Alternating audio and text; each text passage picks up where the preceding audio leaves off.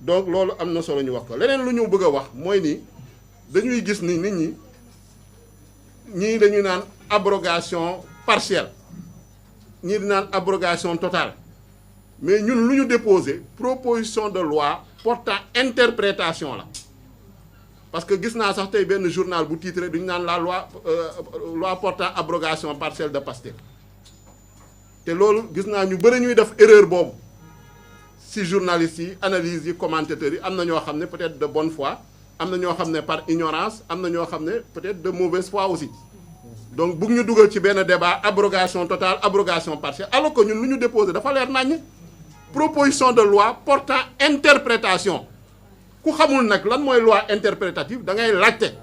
Amadou Ba si boobaa mun na la tontu ñu bëri nag gis naa ni xamuñu ko damuñu gëstu laajtewuñu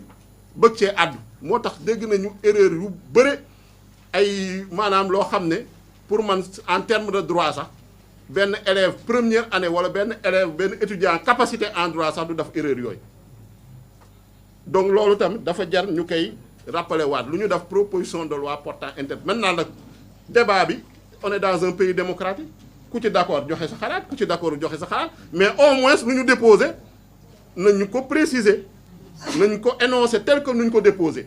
mais buñ ñu nee dañu mënuñoo déposer proposition de loi portant interprétation ñu ñuy naan abrogation partielle beneen bi comme lu ma wax rek lu ñu fi ñu indi mooy informer les citoyens informer sénégalais yi ñëwuñu fi pour justifier wu parce que suñu liggéey nañuy def suñu liggéey ñett la voter des lois assemblée nationale rek mën a voter ay lois contrôler l'action du gouvernement mooy saytu lu nga xam ne exécutif wala gouvernement moo koy def ak évaluer les politiques publiques te ñett yooyu yëpp 15e législature bi taxaw na ci temm pour liggéey ko nu mu gën a mote parce que lu ñu doon reprocher en général mooy député yi duñ jël initiative ay projet de loi rek nañu adopté proposition de loi mu ngi nii député yi duñu contrôler l'action du gouvernement tey soo demee assemblée nationale 14 commissions yëpp a ngi liggéey question écrite yi ñu ngi koy déposer question orale yi ñoo ngi ci question d'actualité au gouvernement daf nañ ci benn ci fan yële am na bu ñu ci war a waajal normalement le 10 avril avec l'ensemble du gouvernement et le premier ministre donc à ce niveau-là rupture am na évaluation des politiques publiques nga xam ne depuis 2016 moo ngi ci constitution bi assemblée nationale mu ci cee def dara am na benn groupe de travail bu ñu teg avec suñu collègues yi le docteur Mohamed Sall notamment moo ko jiite moo nga xam ne moo ngi préparer une méthodologie une procédure d'évaluation des politiques publiques donc loolu yëpp assemblée nationale moo ngi ciy liggéey su jotee ñu def bilan bi yaakaar naa dañ ko def mais ñun lu ñu soxal mooy ni ñun dañu ñëw pour informer les citoyens sur lu nga xam ne moom la ñu fas yéene def ci commission bi si loolu ni ñu fas yéene def également en séance plénière parce que en tant que représentant du peuple mais gis nañ ñu jamono ji ñu bëri nag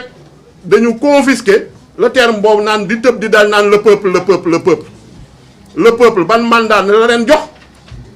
ba ñu naan le peuple ban légitimité nañu am ba naan dañuy wax au nom du peuple ñun ñi nga xam ne sax ay représentants du peuple sañu ne le peuple pourtant dañoo fal au suffrage universel direct ñu fi nekk ñëpp dañoo dem élection ñii ci département ñii ci liste nationale sénégalais yi génn voter massivement ñu am majorité ñuy soog a dem assemblée nationale proclamer résultat conseil constitutionnel proclamer résultat yi il y a eu aucune contestation donc on peut ñun mun nañu ne on peut valablement représenter le peuple même si on n'est pas le peuple lu ñuy def nag on le fait dans l'intérêt du peuple lu ñuy légiférer intérêt peuple bi rek nañu jiital donc kenn mënuñoo menacer kenn mënuñoo chantage wala kenn mënuñoo intimider naan le peuple te représenté woo dara sa bopp rek nga représenté loolu tam dañu bëggoon ñu leeral ko devant les Sénégalais donc information boobu nag ñu bëgg a def tey suñuy wax auteur proposition de loi moo ngi nii toog donc moom moo am yaakaar naa ni toutes les informations nécessaires pour Sénégalais yi mën a comprendre proposition de loi portant interprétation de la loi d'amnistie bi lan moo ko tax a jóg Donc nous allons passer la parole au président Amadou Ba pour vraiment mu delluwaat ci proposition de loi portant interprétation bi, parce que gis nañ ni manipulation yi bëri na, désinformation bi bëri na, intoxication bi bëri na, caaxaankat ak tappalekat yoo xam ne xamuñu dara ci droit, xamuñu dara ci loi d'interprétation, xamuñu dara ci assemblée nationale nu muy doxee ak procédure yi, ku nekk a ngi wax te maîtriser woo ci dara. Donc ñu jox parole ñoo xam ne au moins ils vont donner la bonne information aux citoyens pour que ku nekk nag yow nga situé wu par rapport à ce débat là. Mais ñun lu ñu tax a jóg du dul dara suñuy légiférer c'est dans l'intérêt du peuple sénégalais mu nga xam ne moom moo ñu yóbbu assemblée nationale. Donc merci beaucoup. Donc je laisse la parole à l'honorable Amadou Ba.